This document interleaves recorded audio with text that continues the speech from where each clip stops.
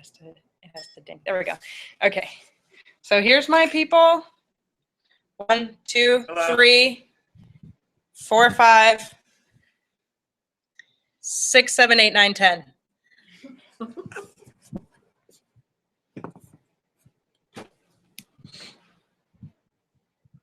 Okay.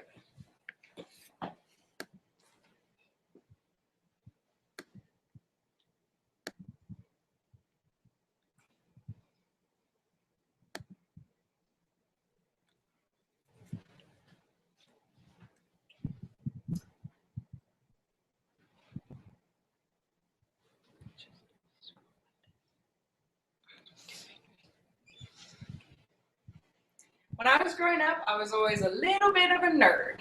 I had the rolling backpack, I got glasses when I was 8, and I was in choir. For some reason, as nerdy as those things are, none of them were the reasons that I was branded a nerd. What really got me that title was the fact that I was always reading. I was the kid who got in trouble for reading when I was supposed to be sleeping under the sheets and got caught when I was supposed to be asleep. When I was younger, my dad bought my sister and I timers that were also bookmarks, and he would set them to 30 minutes. To my sister, those 30 minutes were a chore, something that had to be trudged through. For me, 30 minutes was a punishment. 30 minutes? Is this a joke? As I've grown up, that is something that has stuck with me. Unfortunately, that's not how everybody else is now. It's not really a secret at this point that kids these days aren't reading the way they used to. But if we want our country to be filled with and governed by smart people, we need to get kids reading more. If we don't, our country will be turned into one big illiterate blob focused on swagger and Jersey Shore instead of knowledge and intellect. Knowledge, after all, is power. According to DoSomething.org, 2/3 of students who can't read proficiently by the end of 4th grade will end up in jail or on welfare. On top of that, they've reported that 1 in 4 children in America, 25%, grow up without learning how to read. If we continue down this path, our country is going to be led by illiterate kids yelling YOLO after everything they do. StatisticBrain.com has gathered research indicating that 33% of high school graduates will never read a book again after they graduate high school, whereas 42% of college graduates will never read a book again after they graduate. Can you imagine that? I read so many books after I graduated high school. My mom told me I needed to get a job to pay for them because I was buying too many. On that note, StatisticBrain.com noted that 80% of U.S. families have not bought a book this year, and 70% of adults haven't been in a bookstore in the last 5 years. 5 years is a long time to not go in a bookstore. I shudder to think of how many hundreds, if not thousands of dollars I've spent on books, but I would rather spend that money and be educated than save that money and be just another sheep that follows the crowd.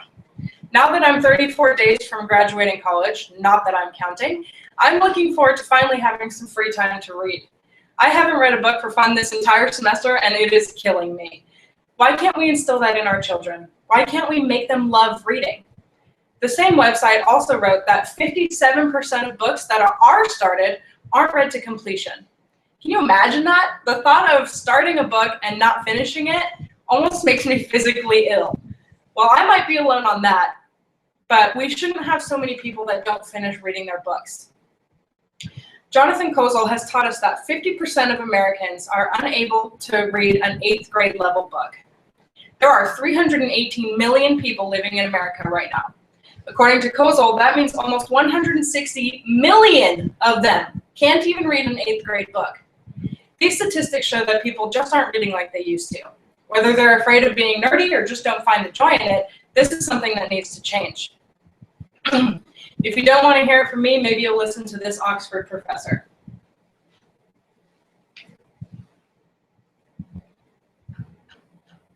The benefits of reading for pleasure. Why read? Why is reading so important? Numerous studies show that successful students at every age enjoy reading. They have developed a habit of reading for pleasure. And many experts believe that reading is the most useful tool a student can have in order to learn more and to learn better. Reading for pleasure helps students in many ways. For me, as a teacher, the most important was the sense of achievement my students felt when they realized they could pick up a book in English and not only understand it, but also enjoy it. Reading for pleasure showed all of my students what they had already learned in English. Now, reading reinforces classroom learning. The vocabulary and grammar that you are teaching in class appears in the stories, and they appear in a communicative context, making it easier for students to understand and to use. And equally important is that by reading for pleasure, students will have more time with English, especially outside the classroom. This will provide them with a lot of repetition of the language that they are learning, and this will help them to learn it better. Reading for pleasure will introduce shared experiences into your classroom. Students will talk to each other about what they are reading. They will exchange opinions, and they will make suggestions.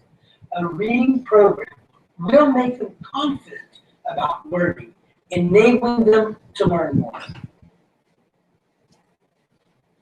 Okay, I want to ask you a couple of questions. What's the last book you read, Mom? Chris? The Light Between Two Oceans. Okay, Michael? Lone Survivor. Okay, Mark? I don't recall the name. I just read it a couple minutes ago. Okay, so what's your favorite book, Mom? Chris? Oh, Where the Wild Things Are. Okay, Michael? I don't remember the name of it, but it was about it's like a kid's book about a Nephite. I don't remember the name. I read it when I was like, That's usually one of the Nephites. yeah, something like that. Okay, Mark? Robinson Crusoe. All right. So I want us all to get to the point where we don't even have to think about those things to answer them. I want us to get to the point where the answers are on the tip of our tongues, ready to leap off at the slightest provocation. I want us all to be the annoying friend that says, well, one time I read, or this book I read said. While some people may find that annoying, I find it refreshing. I will listen to you talk all day long about one topic if it's something that you learned from a book. We need to bring passion back into reading. It needs to be something that kids and adults see as a fun thing. Reading shouldn't be a chore. It shouldn't be a punishment. It shouldn't elicit a negative response. I want kids to run home from school and beg their parents to take them to the library. I want parents to take their kids to the library so often that they get annoyed at how often they're going. Register your kids for a readathon at school. Make them read 30 minutes a day before you give them the Wi-Fi password. Take them to a bookstore and pick out 3 books they have to read before the summer's over. Parents need to read to their kids, and kids need to see their parents reading. The best way to teach this is by being an example. How can we tell kids that they need to read if we're not? Set up a time every night where your whole family gets together for a half hour to read their own books or to read a book together. Show your kids that reading is fun. We need to stop giving reading a negative connotation. We need to be building it up and encouraging kids to read. Right now, today, you can pull your child aside and read them one of your favorite books. When I was a kid, I remember my stepmom reading me the book Ella Enchanted. Every night, we would read a chapter. By the end of the book, it wasn't about the story like it was in the beginning. It was about the adventure of reading. It was about getting excited to get in bed and hear the next chapter and to hear my stepmom read to me. It was about building memories. It was about building bonds that will never be broken, all thanks to some words on paper. Try that with your kids. Go home, pick your favorite book, and start reading a chapter to your kids every night. At one point, my stepmom gave me that book, her personal copy that she had used in college. It has writing inside in different colors of the gel pens, the spine's torn, the pages are bent, but it's one of my most prized possessions. I have fantastic memories of my stepmom reading me that book. And your kids can have that too, if you give them the chance. You have no idea how much it will affect them now, and even years, even decades from now. Give them books for their birthday and for Christmas. Plan to read a book a month with your kids and have them read a book a month on their own as well. Tell them they can see the movie once it comes out if they read the book first. Do what you have to do to get your kids to read, or your kid might be the 1 in 4 that can't read as an adult. Your kid might be the high school dropout. Your kid, if he doesn't drop out, could be the high school or college graduate that never touches a book again after graduation.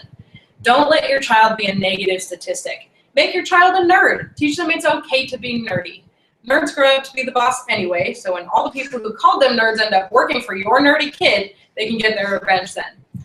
America needs smarter kids. We have to teach our children to be better readers. We need to raise more nerds. Thank you very much for your time, and please go home and read. Well done. Yeah, it's very good.